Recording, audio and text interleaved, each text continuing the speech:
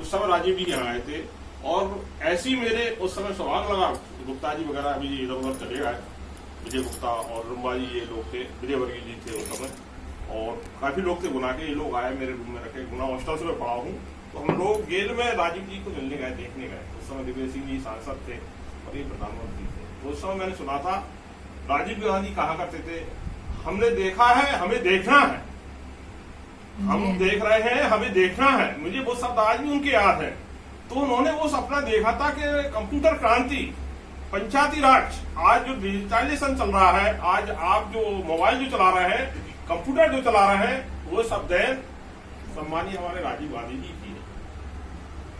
तो ऐसे महापुरुषों को मैं नमन करता हूं और मैं इनके परिवार तक ले जाना आपको चाहता हूं। आपके जो चेहरे पर रौनक है, आपके चेहरे पर जो रौनक है और हंसी है, वो एनएफएल की बदौलत है। और एनएफएल पंडित जवाहरलाल नेहरू कांग्रेस पार्टी की नीतियों की बदौलत है। आपके चेहरे पर जो रौनक है, हंसी है, वो एनएफएल की बदौलत है। और जो एनएफएल यानी कि हमारे जो सार्वजनिक उद्योग हैं, वो कांग्रेस की पंचवर्षीय नीतियों की बदौलत है। तो ऐसे उनके परिवार वंशज रहे। नेहरू जी के बारे में कोई कुछ भी बोले, लेकिन आज अब जो सुख चैन से रह रहे हैं, पब्लिक सेक्टर जो चल रहे हैं, वो सारी कांग्रेस की नीतियों की बदौलत है। और ऐसी नीतियों को लागू करने वाले पंडित जवाहरलाल नेहरू से लेकर के मनमोहन सिंह जी को मैं नमन करता हूं। इसके बाद में अगर इनकी दादी को देखा जाए, इंदिरा गांधी को, तो उनके शब्द भी मैंने सुना, रेडियो में सुना। उस समय उनके एक बार देखने का मुझे मौका मिला। भोपाल में बहुत छोटा था उस समय, मेरी करीब 16 साल का था। तो मेरे खून का एक एक कतरा, इंदिरा जी के शब्द थे, मेरे खून का एक एक कतरा देश के काम आएगा, देश की जमीन, देश के युवाओं के काम आएगा। और उन्होंने वो सिद्ध किया। देशभक्ति के लिए, अगर राष्ट्रभक्ति के लिए, ऐसे परिवार के लिए अगर हम बैठे हुए हैं, तो आपको देखना होगा कि कौन देशभक्त है और कौन अंधभक्त है और कौन दिखावा करने वाला भक्त है। ये सारा हमको इस पार्टी के ऐसे महान पुरुषों के लिए हम नमन करते हैं। हमारे कर्मचारी हैं, हमारी सीमाएं हैं बोलने की। इसके बाद में फिर कुर्सी का दौर आया।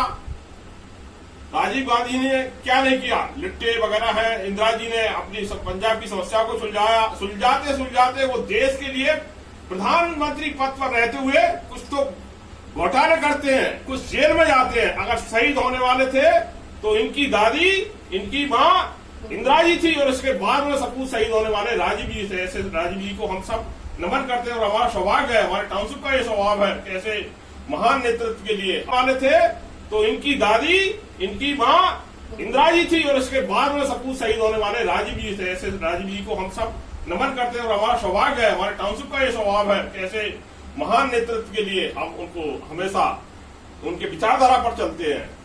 तो सारी इस बात की जो घटनाएं हैं, तो आज हमको देखना पड़ेगा, विचार करना पड़ेगा। छोटे छोटे लोगों से लेकर के, छोटे छोटे समूह से लेकर के, मीटिंग बैठकों से लेकर के, इस विचारधारा को आज हमको जरूरत है।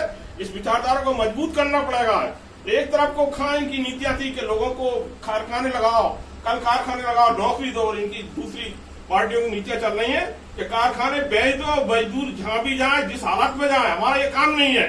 हमारा काम उद्योगपतियों, अडानी, ये सारे जितने भी हैं, इन लोगों को, अंबानी, इन सबको पालने पोषणों की नीतियां बन रही है। तो इस नीतियों के खिलाफ लड़ने के लिए आपको, हम सबको इस विचारधारा को मजबूत करना पड़ेगा। तो मैं अंत में यही कहना चाहता हूं, बहुत सारे वक्ता हैं, बहुत सारी बातें बोल चुकी हैं। कई इस बात की बातें हैं जो राजीव जी, इंदिरा जी से हमको प्रेरणा मिलती है, हमको सिखाती है। हम रहें या न रहें, राजीव जी और इंदिरा जी के शब्दों को देख करके मेरे मन में भाव उठते हैं। मेरी कलम, मेरी आवाज के ये शब्द ऐसे मेरे विचार आते हैं।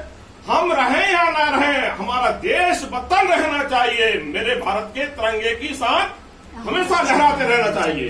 तो इस पंक्तियों को, इस बातों को साकार करने के लिए आपको दृढ़ संकल्प लेना है। इनकी विचारधारा को आपको सबको मजबूत करना पड़ेगी, तभी हमारी राजीव जी, इंदिरा जी और ऐसे महान शहीद हुए महापुरुषों के प्रति सच्ची श्रद्धांजलि होगी। आपने बहुत अच्छा कार्यक्रम रखा और हम बात